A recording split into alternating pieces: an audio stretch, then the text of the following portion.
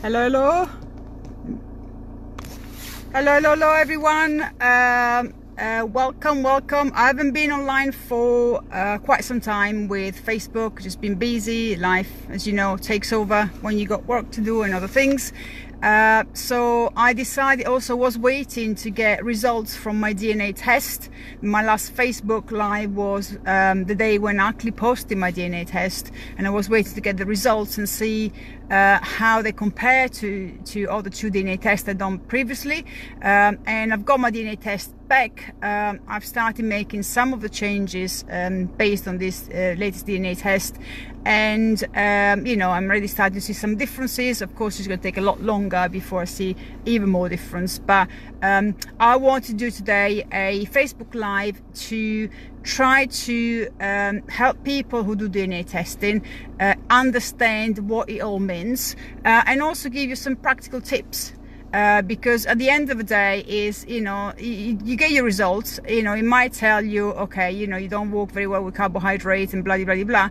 But if you don't know what carbohydrates are, how to control that and how to measure that, and you know, which carbohydrates are good, which carbohydrates are bad, then is all good having information if you don't know how to put in practice.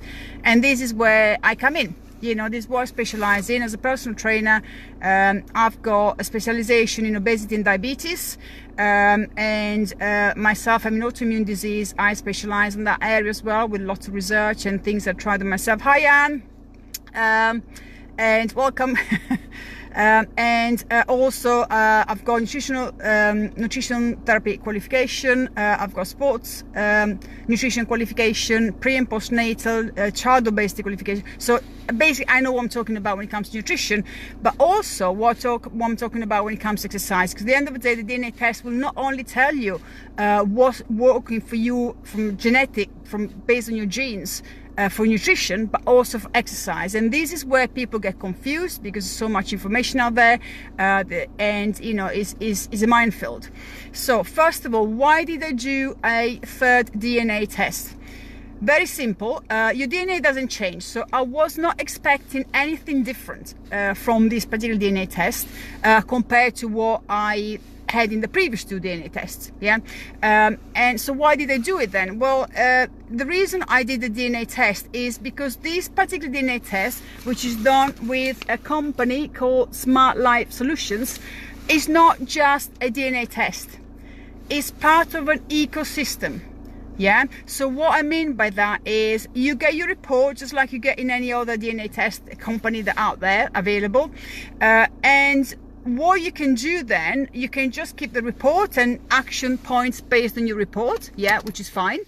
Or you can actually use the Smart Life Solution application, which is available on iOS and Android, and use the application to link your DNA to your biometric parameters, which are read by the wristband called the Helo LX Plus, which is this wristband.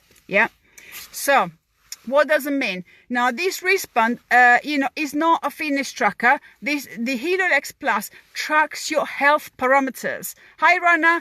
So your health parameters, we're talking about blood pressure. We're talking about electrocardiograms, your heart rhythm. And yes, Apple announced a couple of weeks ago they're going to have ECG facility on the Apple Watch. It all went pear-shaped because it all turned out that only in the US they're going to be able to release that. They haven't got the authorization in the EU yet. But guess what? This device has been doing the ECG for over 18 months. We've got the technology already. Don't wait for the other people. It's available now. So electrocardiogram, blood pressure, you got your blood oxygenation levels, it's got your it measures your heart rate, of course, because that's important as well. It measures your UV exposures, it measures your sleep quality, very important, one of the 4 pillars for health. It also measures how your organs are performing. So through an application which is part of the system. So basically it measures your biometric parameters on a daily basis, And what does it mean? It basically means that as your life, your daily routine affects your biometric parameters, your blood pressure, you get stressed out, your blood pressure goes up, your heart rate goes up, you have a bad night's sleep, poor sleep quality, increase your stress level. As your life, your daily life affects your biometric parameters, these biometric parameters are then fed into this application called Smart Life Solution. There is an artificial intelligence in this application called the Oracle. It will read the biometric parameters from the Hilo, and then has got all your DNA information in there already, and it will issue tailored nutrition and exercise guides and advice based on you, based on how your biometric parameters are affecting your life and how they can affect your DNA. Because let's be clear here, your DNA never changes. What you've got, you got. However, DNA is only 50% of the equation. Yeah, the other 50% is your lifestyle. So we all have good and bad genes. Yeah, we all have them. Nobody's got just good genes. Yeah, you're gonna be perfect health for the rest of your life. Nobody does. What determines if the good genes stay active, and if the bad genes stay dormant, don't activate it? It's your lifestyle. So we're talking diet, we're talking exercise, we're talking stress level, we're talking sleep quality and amount. Yeah, 4 pillars. Yeah, this is so important. This is so important. That's why I decided to do this particular DNA test, because it's the only test that will link it together into an application to your biometric parameters, so you get constant feedback on what you should be doing to make sure that your lifestyle is not going to screw up your genes. Yeah. In addition to that, you also can get personalized supplementation based on your genes, or DNA, and based on how your lifestyle is affecting, your biometric parameters. So that's the reason why I went for this one. So I was not expecting anything different, anything new, because my DNA, I've done 2 other tests, and the 2 other companies, I'm not going to name them because it's not fair. However, the companies are very well known, and I thought I had pretty much all the information I needed. Yeah, how wrong was I? The result I got from the DNA test is unbelievable. I mean, there's a couple of things in particular that come up on this test that I did not know, and I noticed some issues, and I just assumed it was my body telling me that particular food is not good for you. How wrong was I? Now I know different. Okay, so let's go into that and explain to you what everything means. So in this test, now the first difference I had between this DNA test, Smart Life Solution, versus the other 2 companies is that the other 2 companies, yes, they tested the genes for your response to carbohydrate, your response to fat, your response to protein. So that doesn't change. The end result doesn't change. The difference here is that in this test, let me show you, hopefully you can see, there is a little wheel there. Yeah. So this little wheel here is actually your macronutrient wheel. So macronutrient, we're talking carbohydrates, we're talking protein, and we're talking fat. So instead of just telling me, well, okay, you're carbohydrate sensitive, which I already knew that. My body does not like carbohydrate very much anyway. So that's why I went ketogenic, yeah? But that's what works for me. Instead of just telling me that, which I already knew, and telling me, I cope well with fats and protein, yeah? So fats and protein should be my main 2 macronutrients. This is actually telling me the breakdown, percentage, how much percentage of my diet should be carbohydrate, how much percentage of my diet should be protein, how much percentage of my diet should be fat. That was never ever provided to me by any of the other DNA tests I did before. Yeah, so that already was very interesting. And the interesting part was obviously you get explanation what carbohydrates are, what fats are, and so forth. Now let me explain a little bit about carbohydrates. Now I have a lot of clients who are vegans or vegetarian. Yeah, they think that beans, pulses like lentils are protein. No, they are not protein. They are carbohydrates. They have an insy-winsy bit amount of protein. Yeah, insy-wins, but it's not even a complete protein. So do not rely, if you're vegan or vegetarian, do not rely on beans or lentils for your protein intake alone, because alone you need 9 amino acids to create a complete protein. Yeah, the plant world does not have that. It's got incomplete protein. So what do you do? Then if the DNA test comes back and tells you, okay, you need to reduce your carbohydrate, you need to have higher proteins or, higher fats. What do you do if you're vegetarian or vegan when most of your diet is really high in carbohydrate, because plant food is vegetables, pulses, they're all carbohydrates, yeah? So, well, first we need to understand how food combining works with vegan and vegetarian. If you want to get a full protein profile from beans and lentils, you need to match them with grains. What are grains? Grains are rice. Grains is quinoa, yeah? Couscous, those kind of things. Those are grains, yeah? Yes, you can have pasta, really.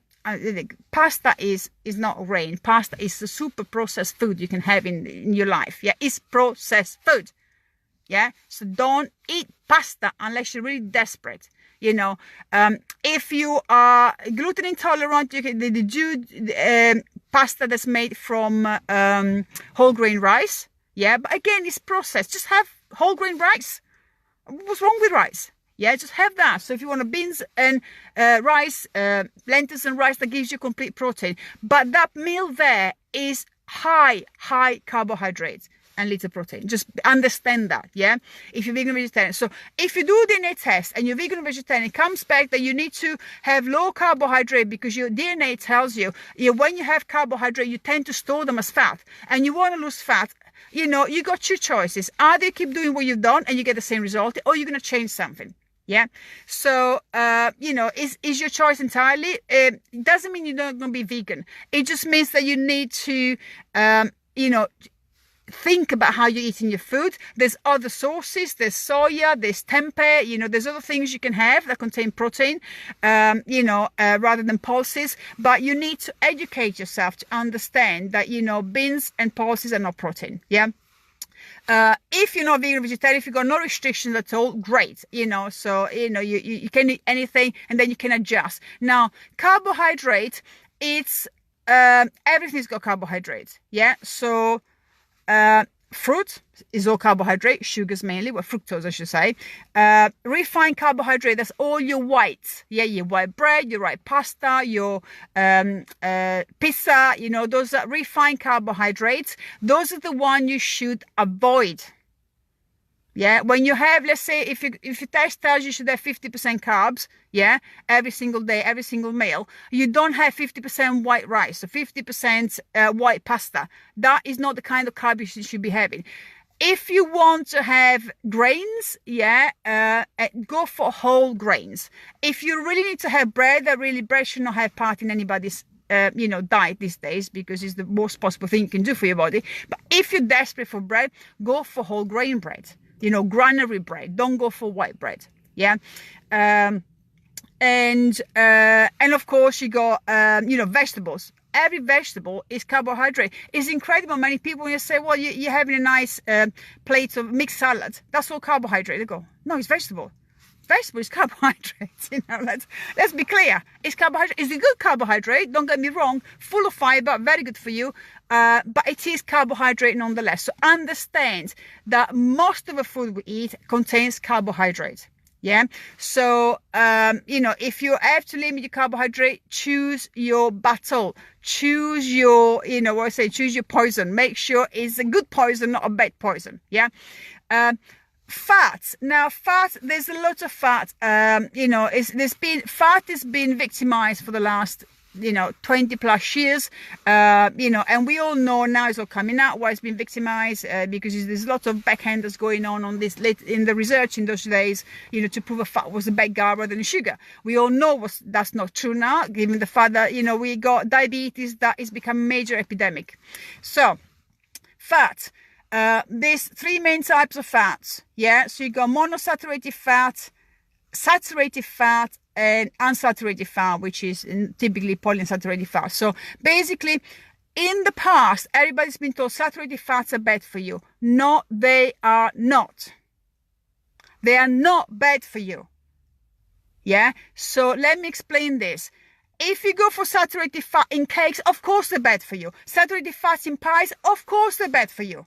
Saturated fat in meat, as it is, chicken, I'm not talking about, chicken Kiev here. I'm talking about chicken breast, real food. Nothing has been manipulated, yeah? So in meat, in fish, God, fish is so good for you, yeah? Those kind of fats are actually good for you. Yeah, so don't be afraid of saturated fat. Be afraid of processed food. Yeah, and if you follow diets from these companies like Slimming World and Weight Watchers and all that, they tell you that avocado is 20 cents. For God's sake, walk away. Avocado is a powerhouse of nutrients. It's one of the everybody should be eating avocado regularly. Yeah, and this company, because they all they're interested in is to make you lose weight very quickly. That's what they're interested in, so that you're happy, so that when you put the weight back on again, because you can't sustain the diet for a very long period of time, you're gonna go back to them and pay some more money to make you lose weight. It doesn't work the way, guys, and I will explain in a second that fats are mega important for you. Fats, allow certain vitamins. Without fats in your diet, you can absorb vitamin. They can give you serious deficiencies that can be very serious for your heart. And people don't know this because they follow this fat diet, they follow this company, tell them, low fat, low fat, low fat, low fat. I mean, I see clients all the time. They've been following these programs and they're all using this low fat margarine. Oh my God, margarine have got trans fat in them. One of the worst possible fat. They've been linked to serious health issues. They've been banned in certain countries. And this company are telling you because it's low fat, you have margarine. No, you have freaking butter. Butter is healthier than margarine. At least it's got saturated fat, it hasn't got trans fat, which are all man-made. Yeah. So you need to understand that a lot of information out there is information diffused by company whose only interest is to make money on you, not to get you better, to make money on you. So always question what they say. I'm not saying you have to have a diet full of fat. No, I'm just saying choose your fat. Be knowledgeable, because at the end of the day, it is your health. Yeah. So monosaturated fat, we're talking about olive oil, olives, avocado. As I say, one of the best things you can have. Yeah. So all of those are good fats. Yeah.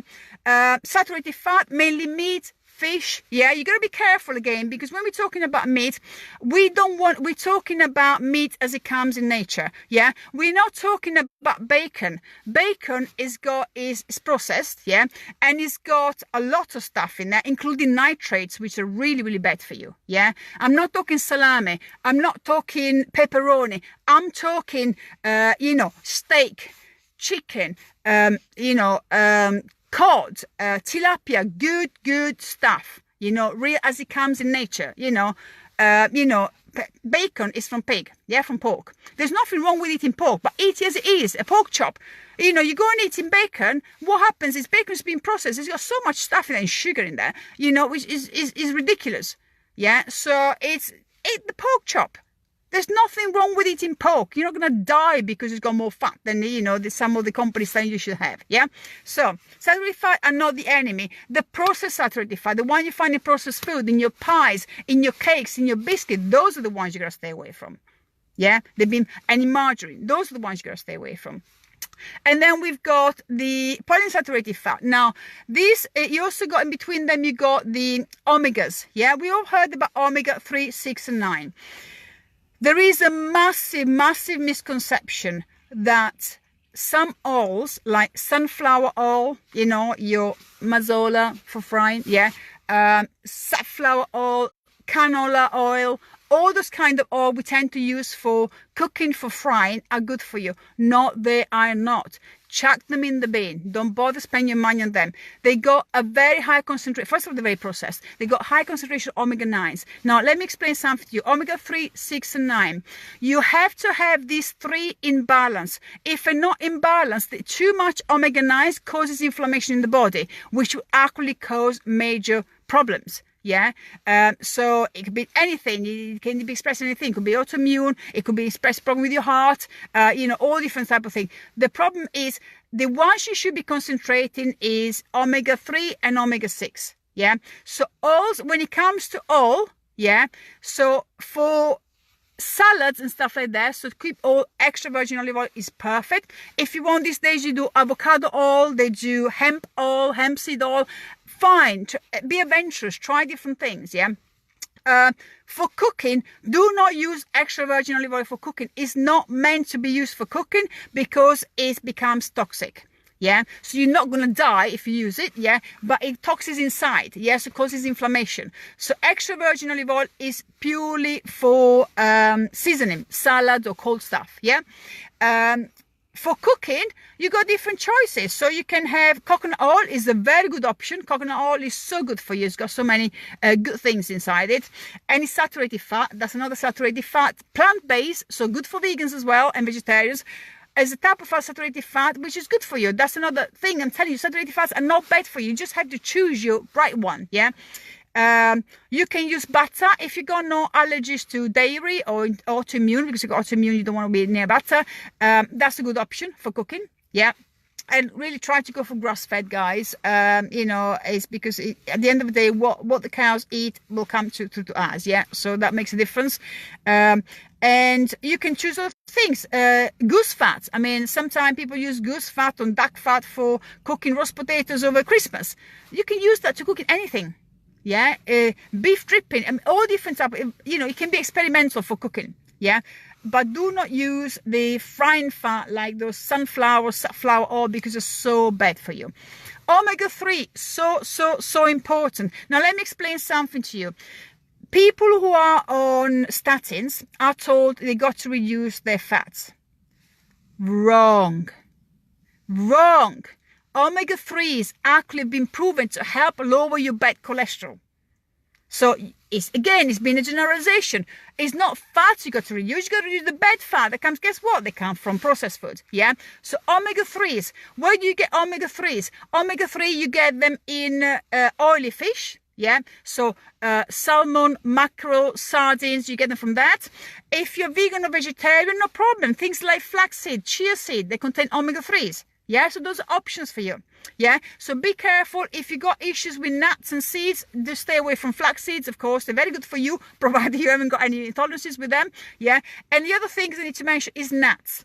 Right, nuts are good for you. They contain fats and protein. Yeah, again, there's another misconception. Nuts are protein. No, nuts are not protein. Nuts are mainly fat and a bit of protein. So make sure you check whenever you look at something. If you're not sure, just Google it. This is the day and age of, you know, internet. You got so much information out there. Just Google nutrition information for, I don't know, almond. Yeah, and it will tell you carbohydrates, fats or wheat, saturated, polysaccharide, and so forth. It'll tell you protein, and you can actually see there what the content is. So there's no excuse, you know, to eat stuff that does not right and then blame it on, you know, what people tell you, because we all got a brain, we all got eyes, we all got a phone these days. Just check it. It's that simple. Yeah. Your health has got to come first. So you got to take big responsibility for that as well. So nuts, you got to be careful. So nuts are good for you, but because nuts tend to have more of the omega-6 than they have of the omega-3. Remember, that's about the balance, yeah? So if you have too many nuts, it'll tip the balance towards omega-6 and it can cause inflammation. Some people tend to have issues with some nuts or all of the nuts, like you get bloating, you get stomach aches, you may get a bit of heartburn. If you get some of those symptoms, it means your body doesn't really like them. So it might be a nut-specific issue, or it might be that you're having too many of them. Yeah, so you need to play around with that. But those are generally good fats as well. Yeah. So, and proteins, yeah, as I say, proteins, they come in from meat, from fish.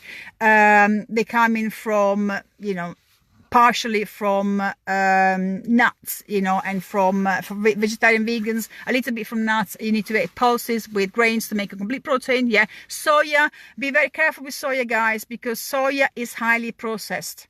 Yeah, we know there's an issue with GMO as well, in some cases with soya. So if you eat tofu, please check the source of these things, because sometimes it's even more processed than some of the worst things you can possibly eat. Yeah, so tempeh is a good alternative. Tempeh is actually a fermented version of soya, and it's the same of tofu, and it's the same thing basically. So you cook it the same way, it doesn't taste much by itself. You marinate and cook it the way you cook tofu, but it's actually better, more digestible for your body, and it tends to cause less reaction if you need to be sensitive to those kind of things.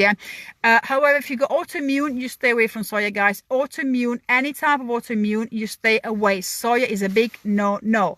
Okay, just cover that a little bit. So you get the macronutrients, carbohydrate, fats, and protein. So understand what is what, and what is right, what is wrong, what is good, what is not so good. So that was something new for me because I never had that.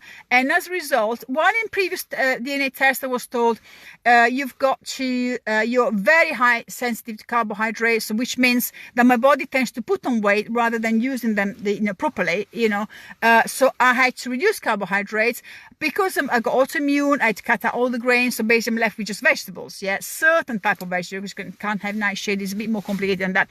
So I was actually reduced my vegetable considerably because I've been following a ketogenic diet. Now this particular macronutrient breakdown is telling me I can have more than that, more than what I thought, which is interesting because I noticed that in the gym I'm losing a bit of strength. Why am I losing strength? There could be lots of things, it could be a hormonal issue, but I've got a feeling that my carbohydrate level was too low, and because I do heavy weights 6 days a week, my body may need more carbohydrate than the average person.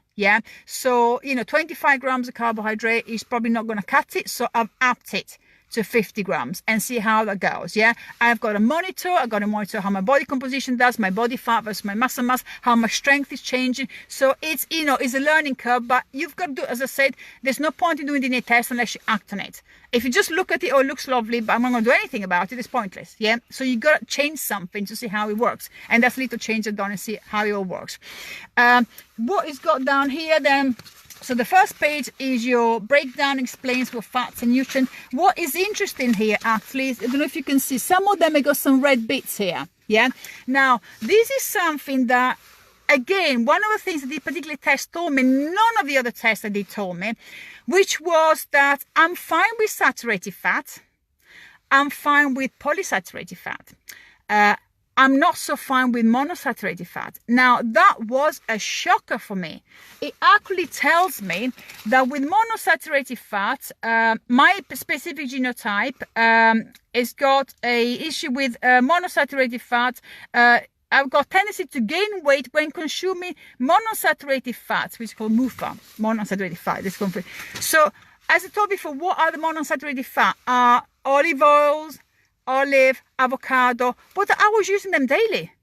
Because those are good fats, But that again shows, how we are all different, and despite using them all the time and everything. One thing I noticed in the past is when I was having avocado, I was getting a bit of reaction, and I cut out avocado completely, to see whether it will help, and then reintroduced it. I thought I was fine, and now I know why. Now I know why there's a problem, because it's actually a genetic thing. None of the other two tests told me that. Now that is important information, because I said before, the fats, there's so many different types of fat. You need to know which one works for you. And monosaturated fat is the fat that everybody thinks is perfect, is good, and it is good. Not for me. So I've got to cut back on those, and I can have a bit more of the other ones. So omega-3s, omega-6, and of course good saturated fats, the good one coming from the animal world or plant world as well.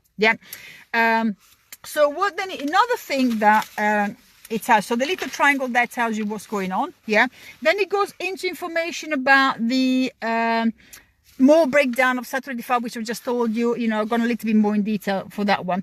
Now, the interesting part that it came here, it tells you there's a little bit of thing saying about food craving and satiety. And I got, again, a red thing there. Now, that for me was one of the biggest revelation of this test. Massive. What it told me, I've got my genotype has got an impairment of this feeling full after a meal, the satiety, the fullness satiety after a meal. Now, I had noticed that before, and I always put it down to the foods I'm having, they're not working well for me. Maybe it's a combination, maybe it's the food, because one of the symptoms that you may have a little bit of sensitivity to certain food or maybe intolerances is that if you have that food and then, you know, you're hungry within an hour, then the food is not working well for you. Maybe not absorbing the nutrient properly from that, you know. So, and then you try different food until you know, you have a normal portion. You should be full. After a normal portion of food, a balanced meal, you should be full for 2-3 hours. You know, with me, what I after now I'm hungry again. And I said, but what is going on? You know, and interestingly, I follow time restricted feeding. Yeah. So you feed over a certain window of time and you fast over another window. I do 8-16. So I eat over 8 hours. Yeah. And I fast 16 hours. Because that works perfectly for me. It helps with autoimmune, you know, it helps cravings and everything. However, I can do the 16-hour fasting, no problem. No problem. The moment I start eating, I get ravenous. And that was driving me insane. I kept on thinking, there's got to be something wrong. And I even started looking at leptin resistance. Leptin is the fullness hormone. When the signal doesn't work, there could be leptin resistance, which is common for obese people. That's why they eat more and more and more. It's not because they're greedy, it's because they haven't got the fullness. Yeah.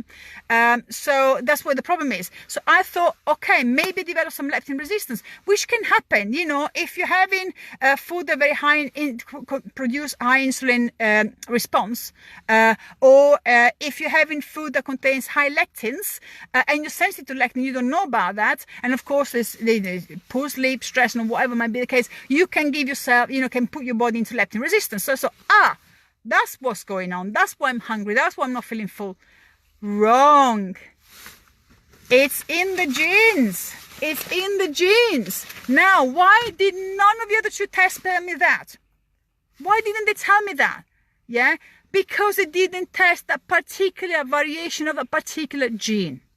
That's what I'm saying. Yeah, it's, you know, different tests, although they will test similar genes, but they may test specific what they call a SNP of each gene, which will give them different results. Now, for me, that is a massive revelation, because now I understand it not only tells you this is the issue with you, it also tells you these are the coping mechanism. So it gives you tips on how to deal with that. So having a very big glass of water before you have a meal. Yeah, so that you fill yourself up with water and then you eat, and making sure you don't overeat during your meal. So you have a normal portion, then you chill out. You don't keep on eating because you're not hungry. Because what is happening with me, which is something that's confirmed in the test, is that it's not that I never get full. It doesn't work that way. I've got a delayed response. Yeah, so I'll have my meal, let's say at 12. Yeah, between 12 and 2, I'm still ravenous. Yeah, so you got to control, make sure I don't eat. You can drink something if you want, you know, but you got to be careful not drinking too much, because if you drink too much after a meal, you're diluting your acid in the stomach and then you can't digest properly. Yeah, so you got to be controlling your drink as well during the meal. Drink between meals, plenty, but after a meal, you got to be careful not to go too mad on drinking. Yeah, so between 12 and 2, I'm still hungry. Come 2 o'clock, I started feeling full.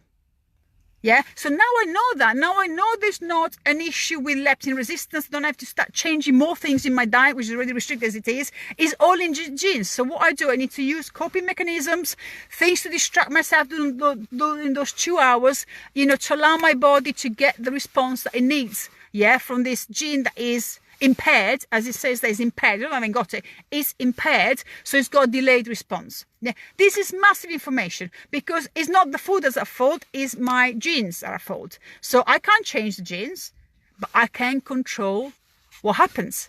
Yeah, that's in my control. So, okay, great. I can't change the genes. So what I'm going to do, I'm going to distract myself, keep myself busy during those 2 hours, make sure I drink plenty of water before the meal to fill myself up as much as possible, you know, and then when it's time to eat again, great, I'll eat again.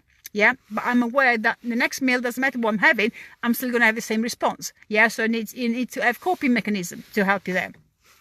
The other things that then it goes into is vitamins. Now, this is something actually that was quite interesting for me as well, because with the vitamins, and it tells you actually breakdown of all the vitamins, it tells you how your body's coping with that, what your genetic profile says, whether you're good at absorbing them or not good at absorbing them. I had in the previous test, I've been told about vitamin D and vitamin B12, yeah, and folate. You know, where there was issues. So I knew about those 3. Now, this one also gives you vitamin B6 and vitamin K. Now, as I mentioned, and vitamin A as well. So as I mentioned to you before, is there are certain vitamins that are fat soluble. So they need fat in the diet to be able to be absorbed. Yeah, they're A, D, E, K. Yeah, I'm sure they don't mean very much to you, but let me explain to you. So these vitamins, if they're not, absorbed properly, you become deficient. Yeah. And that can have a serious impact, or a very serious impact on your health. Let me give you an example. Vitamin K is called the clotting vitamin. Yeah, that's the one that allows your blood to clot when you cut yourself or you accident or whatever. If you're deficient in that, guess what happens? Your blood can't clot properly. You can bleed to death. Yeah, so this is serious stuff. It's not a little bit deficient. So you got to be careful. Yeah, and guess what? Which type of groups tend to be more deficient in vitamin D, in vitamin B12, and in vitamin K as well? Vegans. Why? Because they tend to follow high carb and low fat diet. So that's why it's so important, people. Do not think the fats are bad for you. Just choose your right fat, but you need to have enough fat in your diet, because if you don't, you can't absorb vitamins that are important for you. Yeah, I'll give you an example. I was talking to a lady recently, and she, we were discussing, exchanging ideas, business ideas and stuff like that. And all of a sudden, she was taken to hospital with a mini stroke. She was healthy as far as she knows, and no major issues. They didn't know what happened, and bless her, she's on recovery at the moment, but she has one side of her body that is partially paralyzed at the moment, but it's not permanent, thank goodness. The only thing they found wrong with her was vitamin D, vitamin B12, and vitamin A. They were all rock bottom. There was nothing wrong with the heart. There was no heart valve problem. There was nothing. It was the vitamins were so low. They prescribed them. Now she's on vitamin prescribed through the NHS, injections mainly, to get those high up enough. That deficient 3 vitamins gave her a mini stroke. So you see what I'm saying? It's not just, fat. Yeah, everybody concentrates on fat. It's not fat that causes problem with the heart. It's actually, funny enough, carbohydrate, because hydroglyceride causes the problem. Yeah, so and carbohydrate causes you to have high triglyceride, bad carbohydrate. Yeah, so there's a lot of misconception on there. So these vitamins, so let's go through them very quickly. Vitamin A, mainly animal based. Yeah, you got some plant-based sources. Animal based is the easiest one normally to absorb. In my test, funny enough, it says I'm okay absorbing animal-based vitamin A, but I've got an impairment, genetic impairment in absorbing vitamin A from plant sources. So it recommends I make sure I include vitamin A from animal sources, otherwise I'll be deficient. Yeah, animal sources vitamin A. So we got fish, we got liver, we got eggs. Yeah, of course, again, problem with vegetarian and vegans. Well, some vegetarians have eggs, so it's not too bad. Or some of them have fish as well. So plant-based sources, you got spinach, carrot, pumpkin. Yeah, so but then if you got like me an impairment in absorbing the plant-based version of vitamin A, then what are you gonna do? Yeah, so those are your choices. Yeah, vitamin B6. I've got an issue there as well with vitamin B6, absorbing it properly from food as well, so I need to be aware of that, so I need to change the food I have. Example, vitamin, where can you find vitamin B6? Turkey, chicken, tuna, avocado, beef. So again, there are plant sources, avocado, that fruit that some companies, slimming companies, tell you it's got 20 sins. God, that drives me insane, doesn't it? When people give you advice, when they shouldn't be giving advice, because they're only interested to take money from you. Avocado, if you're vegan or vegetarian, have avocado. That's your vitamin B6. It helps you. Yeah, there's other sources, but please don't put weight loss before your health, because at the end of the day, if you're toxic, if you got inflammation in your body, you're not going to lose weight. That's how it works. So you fix your body inside, you're going to lose weight then. And you don't have to pay somebody else to do that for you. Understand what's going on in your body. Yeah, and you can understand that if you do a DNA test, understand what's going on truly at a genetic level. So vitamin B9, that's also known as folate. Yeah, I've got an issue that a lot of people have got an issue with folate being a bit low. So I have loads of green leafy vegetables to help you with that as part of the diet I do. But you can have that from chicken, from, again, avocado, tuna, beef, there's lots of green leafy vegetables, liver and beans. Yeah, beans. Okay, beans will help you with folate. Remember, if you're vegan, you gotta match them with grains as well for your protein to make sure you get a complete protein profile. B12. This is the one supplement I always recommend to all my vegan clients, because you will be deficient in that. Is almost guaranteed. Yeah, so vitamin B12 is from animal world mainly. Yeah, so eggs, you got dairy and meat. So if you're vegetarian, you have some dairy, that's good. You have some of that. Dairy also contains vitamin K, which is quite good. But if you're vegan, you will have a problem. And vitamin B12 you cannot mess around with. Yeah, so be aware of that. Again, yes, you can get supplements for that. Just make sure you get the correct supplements and don't get the ones multivitamins that contains vitamin B12 as well, and it's got like this much of vitamin B12 and that much of vitamins you don't need. So just take B12 if you need to. Yeah. Vitamin D, I've been told again in the past from previous tests, and this one has confirmed it, I've got an issue with vitamin D absorption in my body, so I need to, to make sure exposure to the sun, which is a problem in this country, we know, but eggs contain high vitamin D. Unfortunately, I can't have eggs, yeah, because I'm autoimmune, so eggs are out. Yeah, so you gotta be careful. Eggs and sunshine are the two main things for vitamin D. So if you're deficient in both, then you may have to supplement. Now, be careful, guys. If you supplement, do not just go out and buy supplementation. Yeah, I did that. And I did that when I became ketogenic the first time. I was told, well, in a keto diet, you have to have extra vitamin D. So my God, I'm deficient already as it is. Genetically, I've got an issue with that. And ketogenic, so, I need to make sure I've got plenty. And I was advised a certain amount of vitamin D3 by people that I thought they knew, what they were saying. But of course, they were basing it on themselves, not on me. Big mistakes. So I started taking this high dose of vitamin D, and all of a sudden I started getting weird readings on my blood test for kidney. And everybody starts thinking kidneys. Okay, so if you got high urea and stuff like that in your kidneys, kidney function is not good, it's too elevated, you start thinking protein, too much protein in the diet. That's the typical thing. No. I thought that as well, but in ketogenic diet, don't have that many protein, it's moderate. And I couldn't work out why. And I thought just dismissed it, must be a bit of dehydration, because again, with kidneys, with ketogenic diet, you flush out a lot of fluids. So your kidneys are overworked. And so I put it down to that. No. In addition to that, my calcium level in my blood were elevated. And that could mean this serious issue underlying issue. So test, and we only found out recently what it was. My vitamin D was sky high.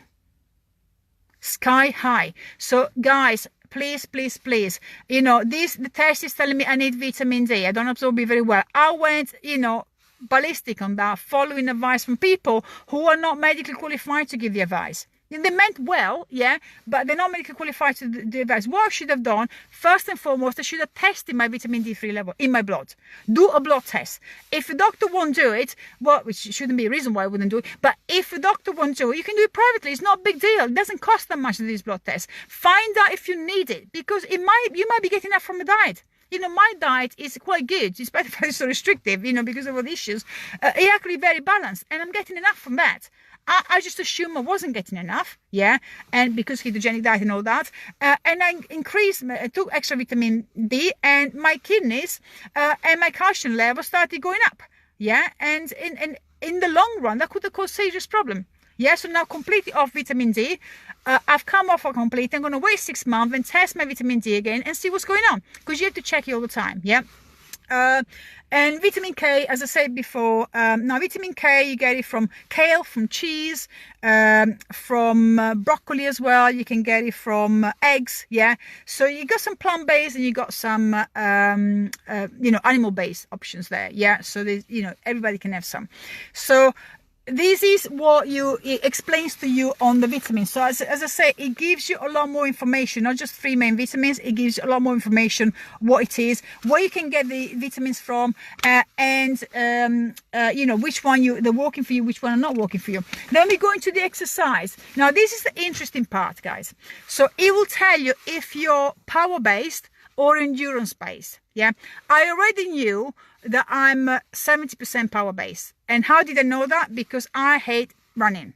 Yeah, that's an easy way to find out. If you like running until the cows come home at the same pace for a long period of time, you're endurance based. It's nice and easy. If you hate running, yeah, but you don't mind doing sprinting, you know, short burst of energy, yeah, power training, stuff like that, weightlifting, then chances are, you know, generally that you're more power based. Yeah. So what difference does it make? Well, first of all, you know, if you're power based or endurance based, it will make a difference in various things. First of all, it will tell you whether you have the genes that will help you to put on muscle, if that's what you want to do, or not. Yeah, it will tell you what type of exercise will work better for you to get your result, because at the end of the day, remember, it's diet and exercise. If you want to lose weight, yeah, and you are, let's say, a power-based person, and like most people do, they go to the gym and spend an hour and a half on the treadmill or on the cross trainer, going there at the same pace forever and more, and say, oh, my body's not changing. Of course it's not changing. You're power-based. What are you doing all this endurance for? Yeah, so those are the things that you need to understand. So you can change your diet, but if you don't change your training, you're still not going to get the results. They got to get together. Yeah, together. So this is vital information, because it tells you power to endurance ratio. It tells you what exercise then you should be doing, what type of exercise, and what kind of percentage you should be doing. Yeah, but there's also something that people don't always understand. Now, you can do endurance when you do weightlifting as well. Yeah, so when we talk about power endurance, it doesn't mean the power is weightlifting and endurance is running. No. Okay, cardio versus weightlifting. Yeah, cardio, your power in cardio is your interval training, sprinting. You know, go all out for 30 seconds and rest for 30 seconds or a minute, depending how fit you are. All out for 30 seconds, rest for 30 seconds. All out for 30 seconds. That's HIIT training. Yeah, very good if you're power based, because you'll be able to do that. Yeah, everybody should do a little bit of that, because it's actually very good for boosting metabolism and helping with fat loss. So that's the power bit. You can do things like what called finishers. Yes, you can go, if you got a prowler or the sledge in the gym, you know, just push this ledge. So that's power based. Yeah, that's not running or anything. It's power based. Push the sledge as fast as you can, then you rest. Push the sledge as fast as you can, and you rest. There's different ways to do you know, cardio, interval training cardio. Yeah, you can use any machine. You can use weights. You can do you know, swings, you know, kettlebell swings, heavy kettlebell, you know, do 15 swings, catch your breath for a few seconds, 15 swings. Yeah, there's lots of different ways to do that. Yeah, so from a cardio perspective, if you're power based, we're talking interval training. Yeah, if you're endurance based, yeah, so you're talking about long steady, long slow distance. So those are when you do you know, 45 minutes, your hour of continuous thing. But understand one thing: just because you're power or endurance based doesn't mean you just do that. Yeah, because you will have a percentage. So for example, I'm 70% power, 30% endurance. Doesn't mean I'm just going to do power training, because I need to build my endurance as well. Yeah, because if I haven't got endurance, then I can't improve on my power. Yeah, so if I can't sustain an amount of effort for at least you know, 45 minutes to an hour, I stand no chance of increasing my intervals. You know, if I do sprinting intervals, increasing the speed of that, because just haven't got the stamina to keep me going. I haven't got the endurance part. Yeah, so you have to have both, but you favor the one that is more genetically favorable for you. Yeah, so if you are power based like me, you do more power work, you get results faster. That's basically the bottom line. That's how it works. Doesn't mean that you don't do anything else, but you get results faster. And you enjoy more, because if you're power based, you enjoy more doing power training as opposed to doing marathon running. That's what I'm saying. I've trained people to do the London Marathon. I hate every minute of it. And in the meantime, I had to motivate them who hating every minute of that. It was a nightmare. And funny enough, every time I ended up with injuries, because my body's not suitable for, you know, marathon running. Yeah, so I ended up with injuries myself, which is overuse injuries. So just be understanding of that. So that's cardio. So if you want to do power-based cardio, interval training, go all out for 30 seconds, rest for 30 seconds or 1 minute, depending on how fit you are, and then go all out, do at least 8 to 10 rounds like that. If you're endurance based, you go long, slow distance. So keeping the same pace, but longer period of time, 45 minutes, 30 minutes, 45 minutes, an hour. If you want to run, half marathon break, you can do that. For resistance training, so because understand weightlifting is a type of resistance training. So some people say resistance training is just body weight. No, it's not. Resistance training in anything that causes resistance. If you move against gravity, you're already moving against resistance. You're in water, that's resistance training. You do aerobics in water, that's resistance training. You're moving against resistance. There's different levels. Low resistance, and high resistance. So weightlifting is a type of resistance training. How do you do resistance versus power in weightlifting? Let me explain something. So it's all about the load that you lift, so the weight that you lift, and many repetitions you do. So if you want to do power, so you're gonna go for heavier weights, and you're gonna do for less repetitions. So, and then there's more power because it requires a lot more effort for your body. Your heart rate will go really, really high. And of course, make sure you got rest in between, So when you go higher weight, you need to have a slightly longer rest to allow your body to recover and your muscle to, because if your muscle doesn't recover enough, you're going to be able to lift the same weight again for the same amount of reps. To do endurance in resistance training or weight training, whatever you want to be, then you do more reps with the lower weight.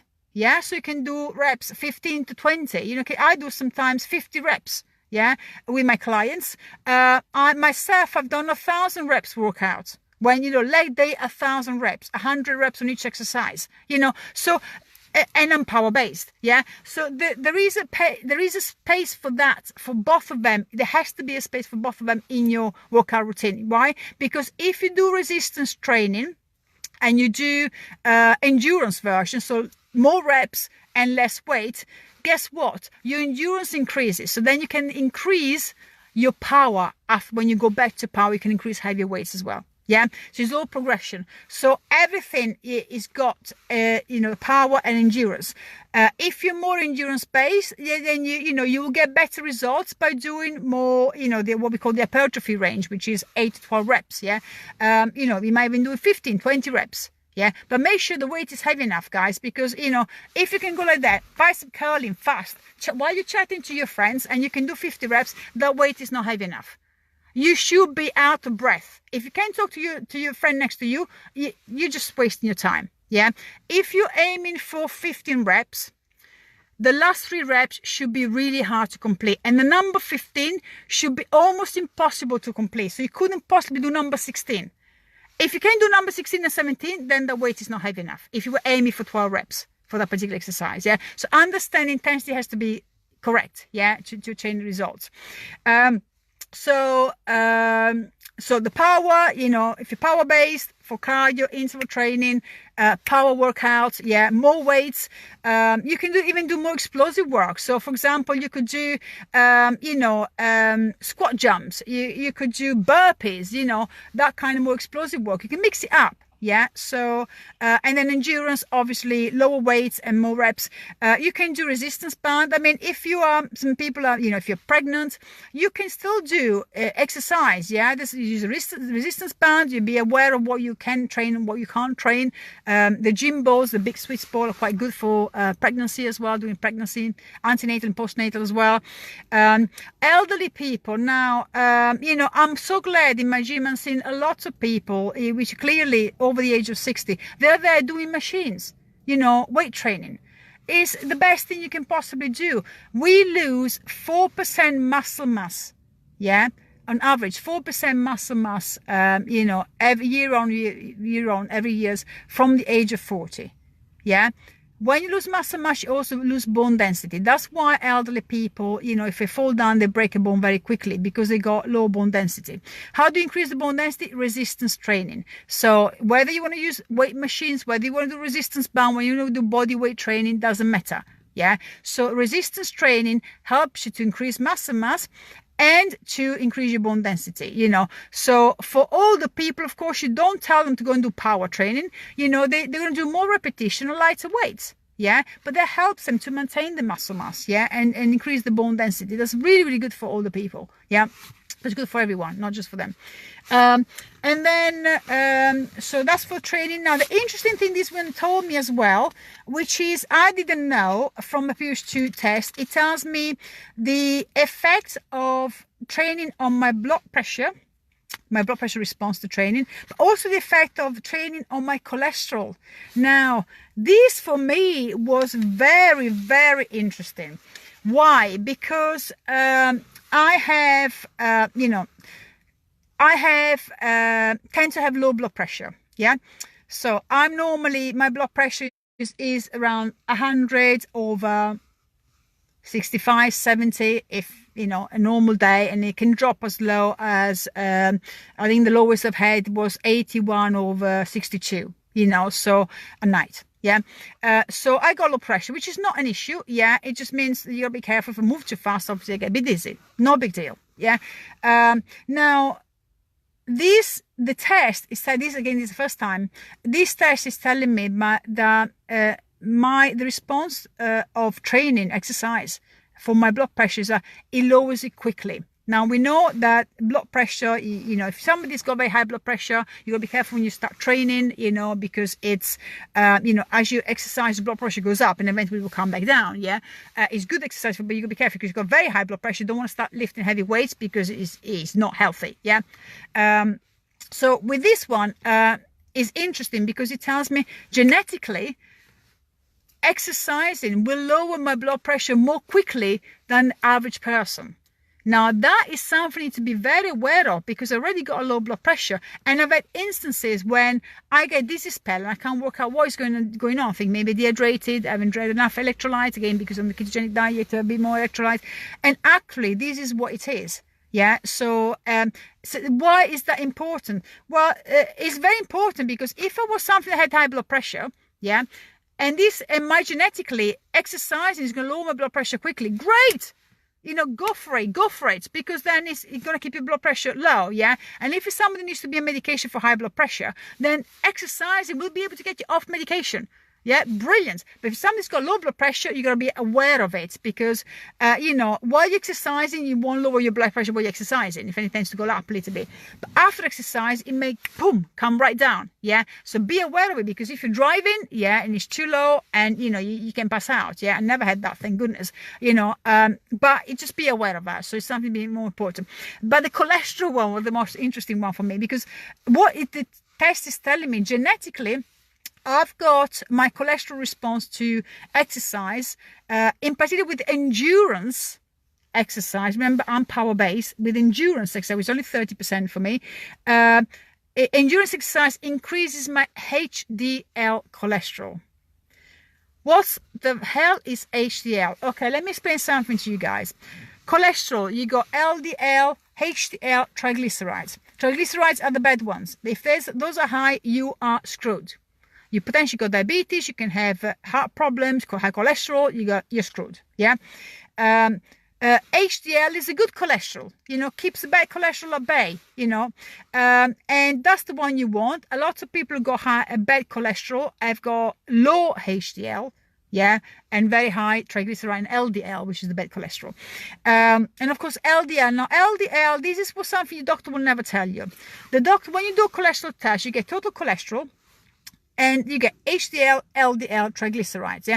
And now they started doing a new thing, which is percentage of HDL to total cholesterol. Why are they doing that? Because now they realize that it's not as simple as saying total cholesterol is high. Now, my total cholesterol is typically 6, yeah. Now, anything above 5, they put you on statins. That's the normal guidelines, yeah. Why is my cholesterol 6? It's, oh my gosh, it must be all the fat she's eating on the ketogenic diet. No. If you look at my HDL is 2.75. That is well above where it is, you know, normal range is, yeah? So why is my HDL so high? Well, first of all, I eat healthily, yeah? And I eat all the good fats and everything. But I exercise a lot, Yeah, exercise 6 days a week. Now, in addition to that, guess what? Genetically, my exercise will increase my HDL even more than the standard person. That's why my HDL is sky high. So when you look at my HDL compared to my total cholesterol, you say, oh my God, it's super healthy. So my chances of a heart attack, which that's why they do the percentage, total versus HDL. They use that to see what your chances are of a heart attack, yeah, of heart problems. My heart attack risk is 0.000 whatever, yeah, percentage. So when you look at the total cholesterol, oh my God, we need to put in on statins. Yeah. When you look at the other figures, oh my God, she's no problem, she's good. Yeah. So that's what people don't understand. People think cholesterol, oh, bad cholesterol, you know, is your body needs cholesterol. Your body makes cholesterol itself because it needs it. It can't. You got no cholesterol, you don't survive. Let's understand this. Cholesterol is necessary for the body. Yeah. It's not something that is bad for you. Triglycerides, which is part of cholesterol, and LDL, which is not all the LDL, you know, which is what we class as bad cholesterol. Those are the ones that give you health problems. Yeah. And guess where they come in mainly? Processed food. Start cooking. Stop eating crap because it's convenient. You must stop giving your kids chicken nuggets and chips because it's convenient for you. You are killing your kids. Yeah, so you know it's up to us. You know, when people say I haven't got time, that's like your kid telling the excuse that the kid tells you, oh the dog ate my homework. That is bull. You make time. You either make time now, you know, or you make time later when you're ill. Yeah, your choice. Yeah, so cholesterol, LDL. There's two parts of LDLs. The big fluffy, if you like, LDL particles, and you got the small LDL particle. The big fluffy ones are absolutely fine, no problem. The small ones are the ones that go in, yeah, because the damage go into your arteries, because the build-ups of the plaque in your arteries, and then when the chunks come out of there, if it goes to your heart, it's a heart attack. If it goes to your brain, it's a stroke, yeah. So it's only some of the LDL particles that are actually the bad cholesterol. So cholesterol is not that bad, yeah? But you have to make sure that you eat the right food. Now, triglycerides have been linked to high carbohydrate diet, specifically refined carbohydrate, lots of sugars.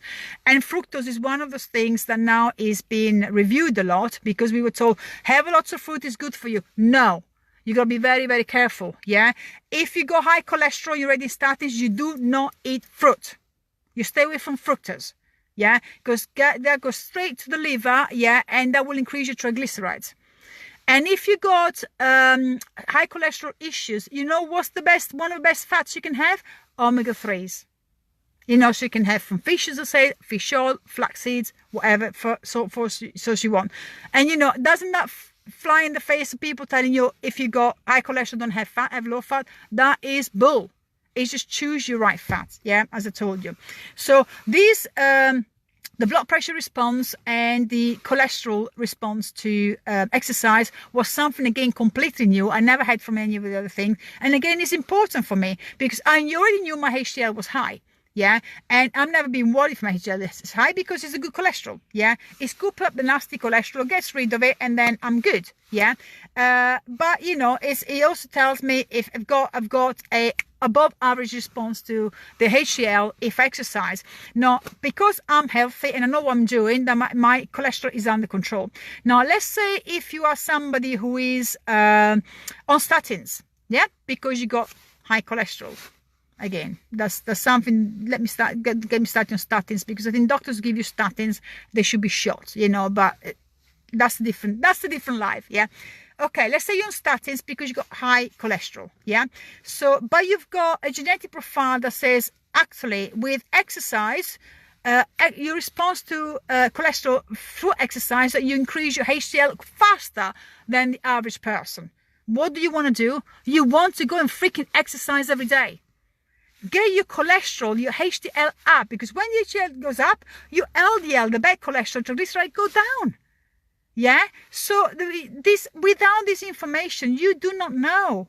It's not just about the diet. You know, exercise can make so much difference, but you need to know how your body responds to exercise.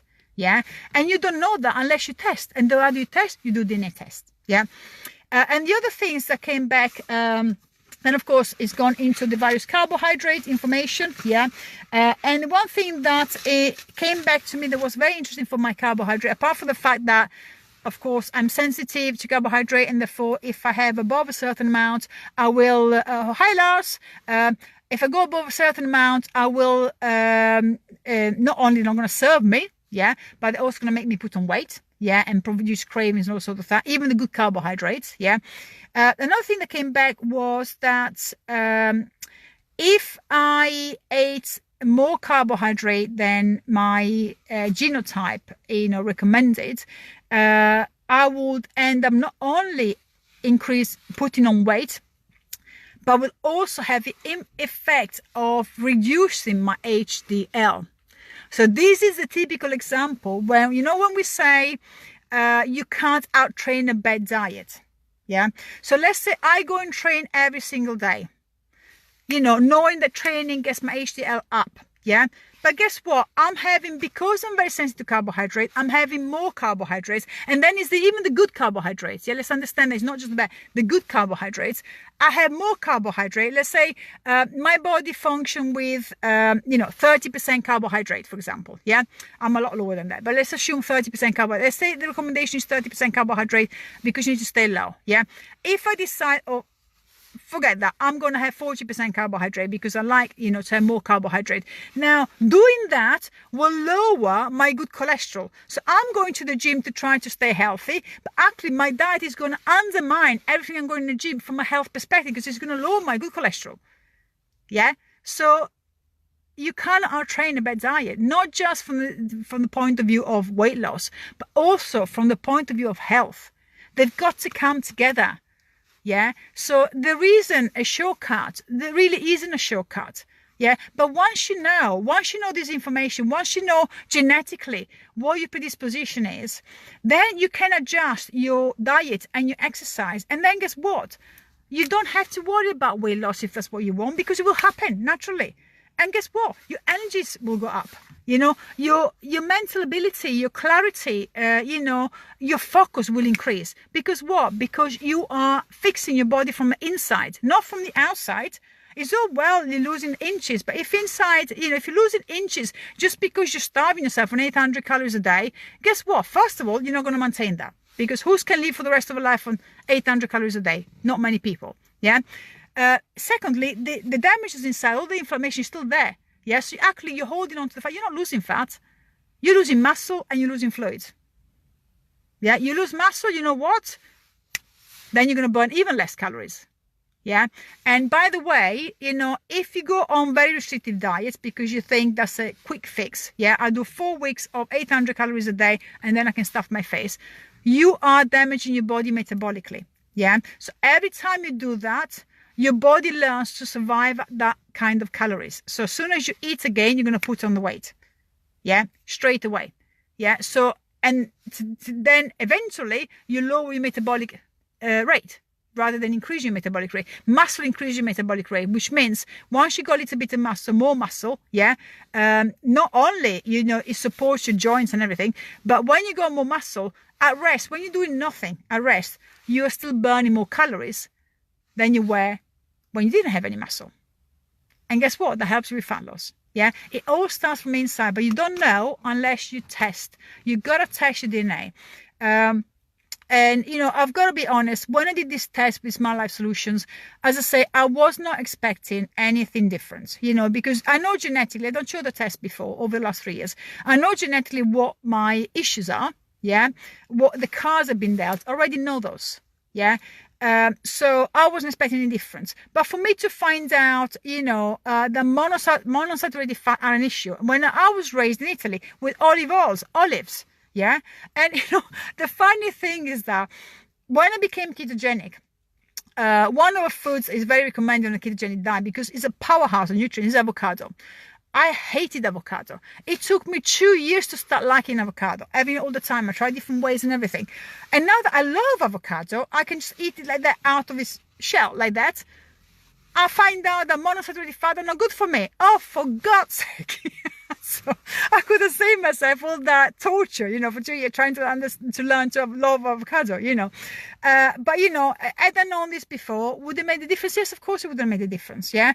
And had I known before, even from a very, very first DNA test I did, 3 years ago, by then I had 2 autoimmune disorders, yeah, celiac and Hashimoto's, underactive thyroid. Had I known about my genes, yeah, I could have made those changes a lot sooner. Would have developed autoimmune? No, I wouldn't. Because we know for a fact there are trigger foods that cause autoimmune. And those trigger foods, I was having them every single day because of the kind of food that we'll have on a vegetarian diet. I was vegetarian for 27 years, thinking I was doing the best for myself, and I wasn't, because it didn't work for me. Does it mean a vegetarian diet is bad? No, it's not. It's not. Yeah, it's bad for me because my body works better on protein and fats, not so good on carbohydrates. But some people, the result will be different. They might say that they need 65% carbohydrates and very low fat because the body responds very bad to fat, put on weight very quickly. Yeah, and is inflammatory to them. Yeah, so so it's everybody's different. There isn't a diet that is right. And also, I've done this my third DNA test. As I said to you, this has got so many revelations, from the monounsaturated fat that I didn't know about, to the fact all extra vitamins that I wasn't aware of. I've got issue like vitamin B6, to the fact that I've got this impairment of the satiety gene, so that it got delayed effect of fullness after a meal. I didn't know any of this. Yeah. So, and also the macronutrient breakdown, I never had that before. I was told, you're high sensitive to carbohydrates, so have low carb diets, and you're careful with fats. And it just said, you're careful with fat. It didn't tell me I was careful with monounsaturated fat. It didn't say that. Yeah. So I just, I went for the good fats, but monounsaturated fat are good fats, not for me particularly. And then I find with protein. So this one gives me a breakdown. So I've made changes. So are the changes I'm making now going to be the final changes? Probably not, because you guess what? I'm getting older. My hormones are changing. Yeah. So, I'm at the early stage of menopause. So, guess what? I've got underactive thyroid. I got celiac disease. I got menopause. Yeah. My hormones are screwed up. And guess what? I'm still smaller size than I was when I was in my 20s. Why? Because I've applied everything I learned from my DNA testing. And I keep on applying everything I learned. Hi, Tariq. I keep on doing that because that's the point of doing DNA testing.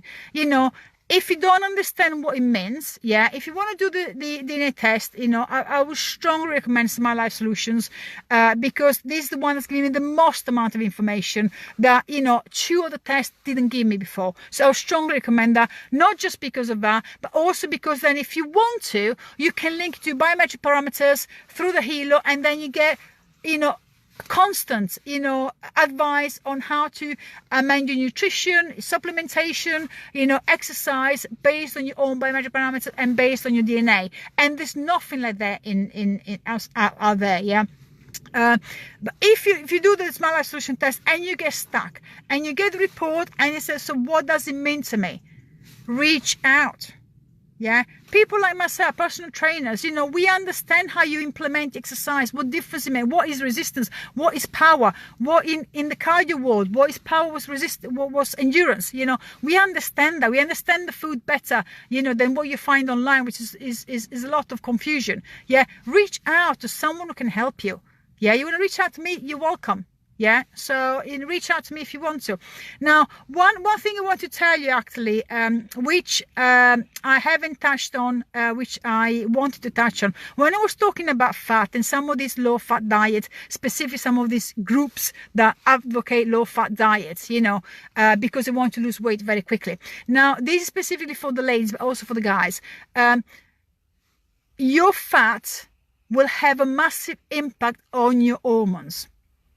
Ladies, fat and estrogen are linked. You screw up your fat, namely you go too low fat, you screw up your estrogen. Yeah, you really do. So if you don't want to start having major problem with your periods, if you don't want to become infertile, Yeah, your estrogen dropping down to very little. You've got to have enough fat in your diet. It's not just about the fat soluble vitamins that are paramount. You almost depend on fat. Yeah, so don't be afraid of fat. As I said, it's the good fat versus the bad fat. Just understand what is what. And another thing, actually, which is quite interesting, I was listening to a podcast today.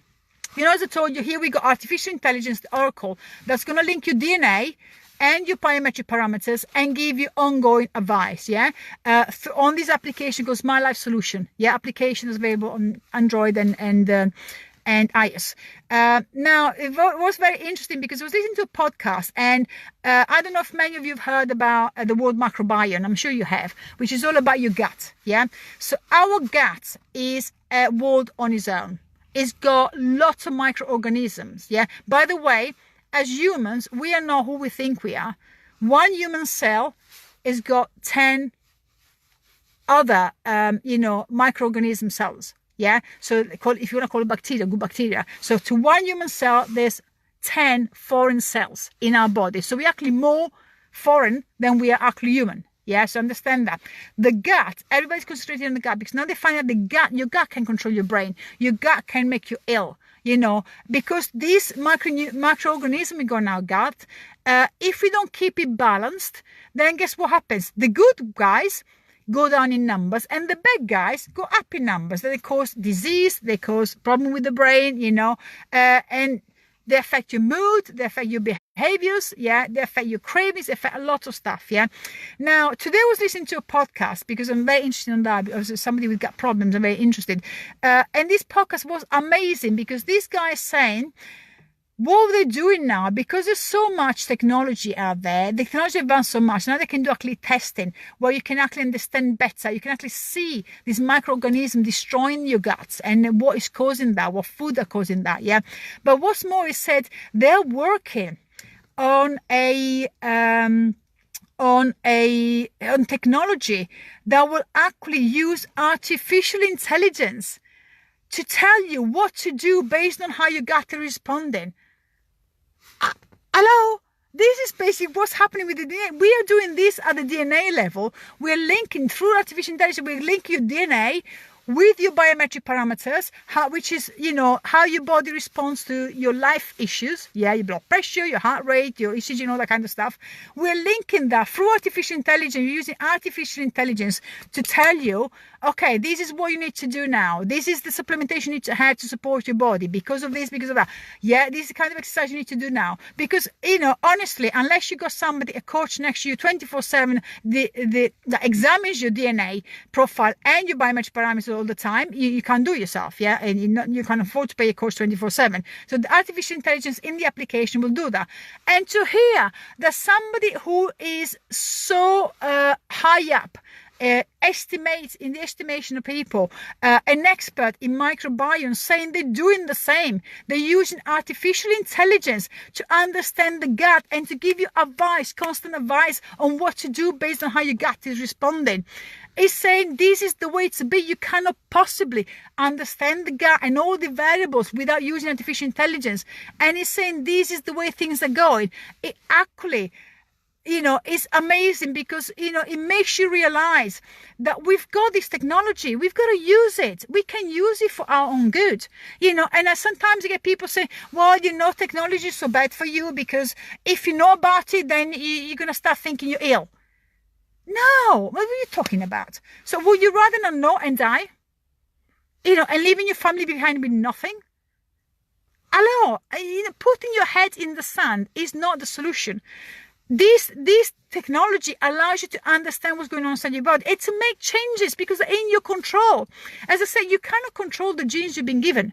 You can't. But you can control your action, because your action, what you do daily, from exercise to food to how many hours you sleep to how you manage your stress, all those kind of things will determine how your genes get activated. Whether you got more, the bad genes get activated or they stay dormant. Whether the good genes stay activated or get suppressed. Yeah, so it's all in your hands. But if you do not know, you cannot do nothing. I would say if you don't track, you don't know. If you don't know, you can't fix it. Yeah, so if you want to stay in denial mode, okay, then I don't want to know. I don't want to know if technology is bad for you. fine, stay like that, and then, you want to live the life of way, is your choice entirely. Chances are, you are going to make quite a lot of damage to your body and potentially not end up living the life that you want to live. Yeah. So if you know what's going on in your body, you can fix it. Yeah. And everything is fixable these days. We even found out now Alzheimer is now called type 3 diabetes. Because guess what? It's again linked to food as well, nutrition. We thought it was just something that hereditary is not. Yeah. So there's so much more information out there. If use that technology for your benefit. Yeah. I know some technology as, mobile phones, is a necessary evil. Yeah. You got your mobile phone. We need to talk to people. It's good because if you're out and about, there's an emergency, you can call somebody, and let them know there's been an emergency. We didn't have that, 20 years ago. Great. Excellent. But then again, everything's got good and bad. Yeah. So staying up late at night to go through Facebook and watch, what the life of everybody else was going on, that is not so good because that's going to disrupt your circadian rhythm. The blue light has been proven to disrupt your sleep. You disrupt your sleep, your stress levels go up. Your stress levels go up, affects your biometric parameters and affects the way your body responds to that, activates bad genes. Yeah. So it's knowing how to use it and use your common sense. That's all it is. I'm not saying I've got this device on my wrist, yeah, the HelioLex Plus. Do you think I'm checking the application every 5 minutes to see what my blood pressure is? No. It's doing its thing. Throughout the day, it's testing my blood pressure, my heart rate, my blood oxygenation. It's doing all of that. I don't need to do anything with that. And then, at the end of the day, I have a look and see, what's been going on during the day, yeah? If I want to check how food is reacting to me, and I don't particularly want to go and test my blood sugars to see if it's remaining elevated for a long period of time, I can do it through the heart rate. So I have my food, 2 hours later, I'm going to check my heart rate, see whether it's still elevated. If it's still elevated, maybe there's a bit of an issue. Yeah, so you use it. You don't have to obsess about it. But if you use it, it's going to make a huge difference.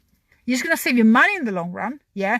But most importantly, it's going to give you health because at the end of the day, health is everything we've got. We always say this, and people, I don't think it sticks in. I don't think it really sticks in because until you lose your health, you don't realize how important your health is. But the one thing that I find the most frustrating thing is that as adults, we got choice. You want to look after yourself. You want to do things that are going to work for your body. Great. You do them or you don't want to do them, is your choice entirely.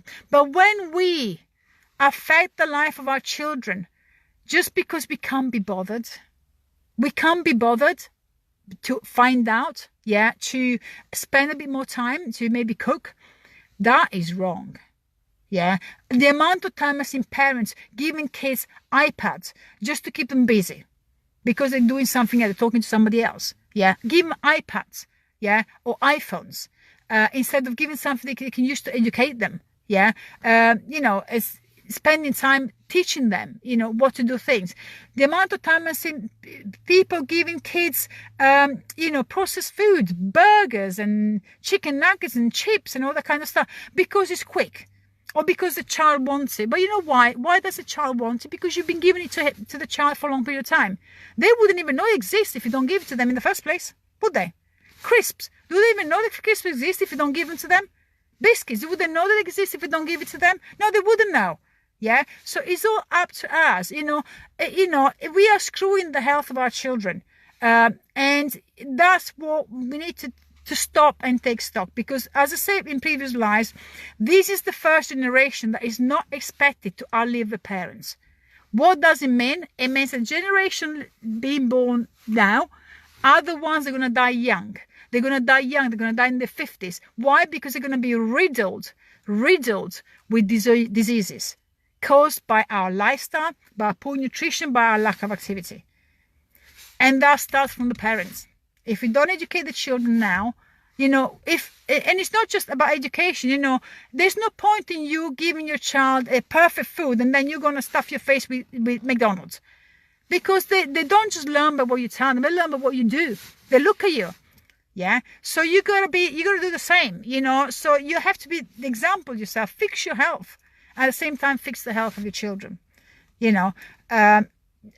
I've had a child myself, 25 years ago, I had a child. So when I was young, I was strapped for cash. There was a period when it was really, really difficult financially. I was strapped for cash. Yeah. And the excuse I get from most people is money or time. Now, time is just an excuse. Get it out of your system. You've got 24 hours, just like I do, like everybody else. You organize yourself, and you can organize your diet properly to be healthy for yourself and for your kids. Yeah. Now, money. Let's understand this. It's where you spend your money is where your priority is. So if you spend £1,000 to get a mobile phone, that's where your priority is. But yet you won't spend a few £100 understanding what's going on with your health.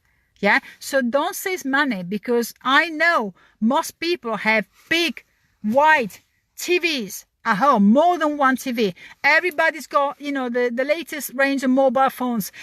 Everybody's got, cars that can go around, 5 or 6 cars per household. So don't tell me you haven't got money. How many of you got Sky subscription? Yeah. This Freeview costs you nothing. But we still go and pay for Sky subscription because that's our entertainment. Netflix, you pay for that, yeah? So don't tell me you haven't got money.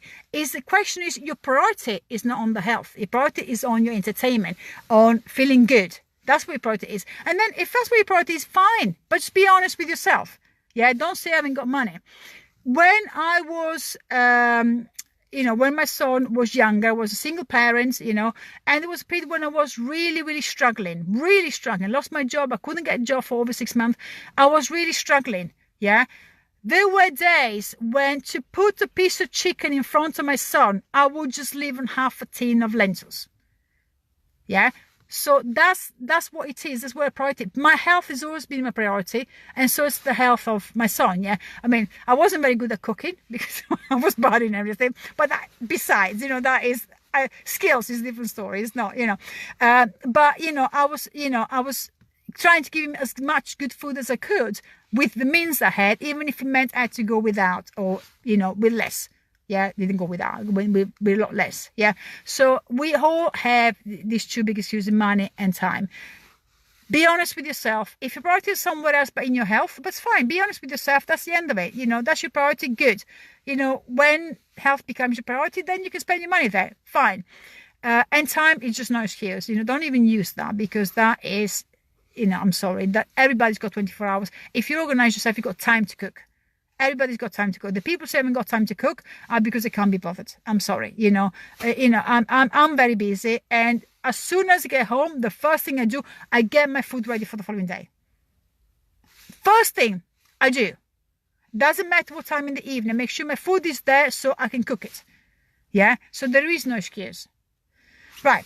So that's what I want to say. So I hope the information you got from this. It's been a very long live. I do apologize. There's so much information, but there's a lot more. So if you want to find out about more DNA testing, reach out to me. Yes, send me private messages if you want. If you want to find out more about this particular DNA test I've done with Smart Life Solutions, reach out and I'll tell you how to get it. As I said, it's all good doing DNA testing, but if you do not action, the points that come out on that, and also if you don't tailor them to yourself, yeah, then it's pointless. It's money thrown away.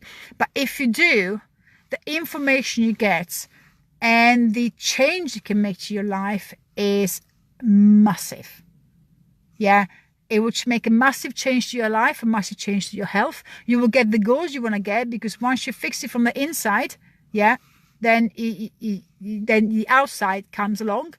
But most importantly is, if you're lucky enough not to develop any disorders yet, knowing what your DNA says about you and adjusting your diet and exercise to that will prevent you from developing problems. Yeah, I wish I had that. I never had the option. We didn't have this the DNA technology, 20 years ago, when they decided to remove my thyroid because it was an easy thing to do on the NHS, and it's completely screwed up my health. Yeah, I didn't know that. I trusted them. Had I known this information 20 years ago, I would have known I can fix my thyroid with the food, with following my DNA, following what my body needs. Yeah, I would have fixed it. I can get people off metformin completely. You're type 2 diabetic, you can come off it completely. You are on statins, you can come off it completely through food and lifestyle changes. You cannot do them unless you understand what your body does, what your parameters are. Yeah. As I said before, the example with the vitamin D, you know, I thought, you know, vitamin D, I've got less absorption for vitamin D. I increase it too much based on the advice somebody told me, based on what they normally recommend, and, you know, God forbid, it almost screwed me up. Yeah. So it's got to be tailored to you. So you still got to test. You got to do your DNA test, and you have to test what you actually need at that point in time. But if you do it soon enough, it will stop you developing problems. Yeah. If you got problems now, you got autoimmune, you got diabetes, you got high cholesterol, you can fix it. You can fix it. You just need to know what's going on there. Yeah. Once you know, you act what you need to do, and I can help you to decipher what it means and what you can do exercise-wise as well, nutrition-wise. Yeah. And you can fix it. It takes work. Yeah. And it takes time. And guess what? It takes some money to do the test as well. So, you know, that's what it's going to take. Question is that important enough for you? So hope you guys have a good time, have a good day, and as I say, any comments please put in. I see some people, I don't see everybody. I can see Beppe, I can see Raymond, I can see Jane, Tariq, few people before, Rana and last. If I can't see you because it only fits so many in there, but please leave comments, and you need any clarification, any advice or anything, please reach for me privately on Messenger, or put a comment here and I contact you privately, whichever is easier. Have a great week, guys. Monday, let's get it going, and have a great week, and look after your health. Bye.